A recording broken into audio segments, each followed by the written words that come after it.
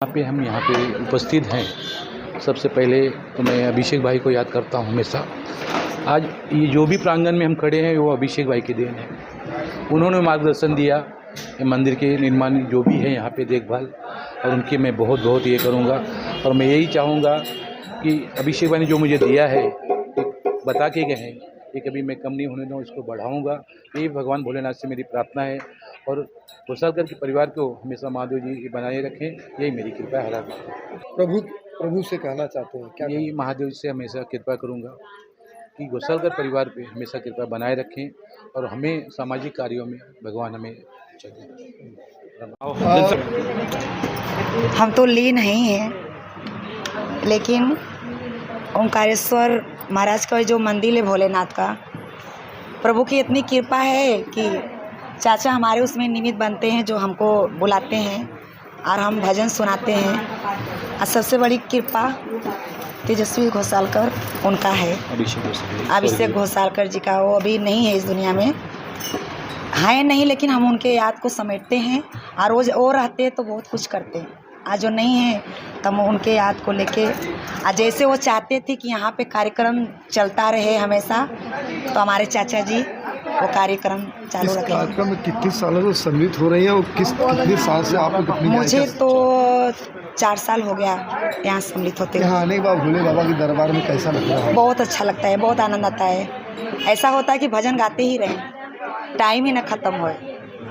भोलेनाथ का बहुत कृपा है। और पहली बात कि आज सावन का लास्ट सोमवार है, तो हम सुहागनी के लिए बहुत सौभाग्य की बात है।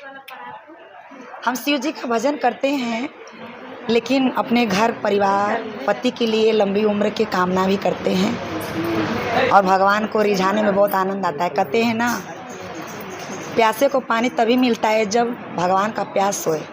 अगर आपको प्यास नहीं लग रहा तो आपको कोई पानी नहीं देगा। तो हमको वैसे ही भगवान की भक्ति में इतना लीन हो जाना चाहिए कि भगवान हमको दर्शन देने के लिए मजबूर हो जाए और यहाँ आए। तो इसे हम लोग भजन करते हैं। और हमारे चाचा जो हमको चुने हैं यहाँ भजन करने के लिए, इनका बहुत बहुत धन्यवाद। ओंकारेश्वर सामाजिक ट्रस्ट की जो इस तरह से, देखिए, इस मानसिक तनाव भरी ज़िंदगी में अगर आप कुछ भी कर लो, मित्र के साथ बैठ लो, कहीं भी बैठ लो, आपको सुख शांति नहीं मिलती। यही एक स्थान है, हम इसे महाकाल का स्थान कहते हैं, जहाँ आपको आनंद की, कहते हैं ना, जैसे कोई सीमा ही नहीं है। पहली बात। दूसरी बात, ये आयोजित करना भी एक पुण्य का काम है।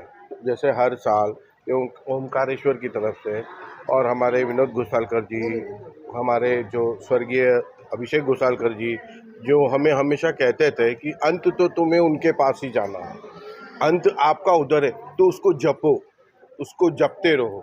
और जैसे हमने हिंदुओं का महाकाल कहा जाता है कि शुरू भी उससे होता है और अंत भी उससे होता है। तो शुरू तो हो चुका, अंत है, हम सभी आगे एक न एक दिन अंत पे जाएंगे। पर इसके लिए मैं विनोद घोसालकर जी, अभिषेक घोसालकर जी, उनके पूरे परिवार और ख़ास करके लालचंद भाई, काफ़ी तकलीफ़ें होती है। ये बड़ा आसान दिखता है करना, पर नहीं।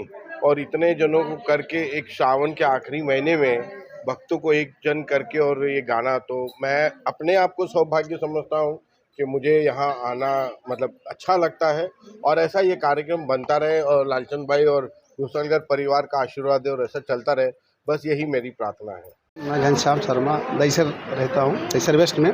यहाँ पे लालचंद जी 1-2 बार बोले तो मुझे और उत्साह बढ़ा, और उसके पहले से बिना बताए मैं यहाँ पे आ जाता हूँ, बड़ा आनंद आता है। और काफ़ी दिन से संगीत में मेरा रुचि है, तो इसमें मुझे अच्छा लगता है यहाँ आना, ऐसे ही भजन करते रहना। घोसालकर परिवार और लालचंद जी को क्या करना चाहिए? बहुत सहयोग भाई इनका, बहुत मदद करते हैं ये चीज़ में, भक्ति भाव में इनका बहुत रुचि है। उनको बहुत आभार प्रकट करता हूँ।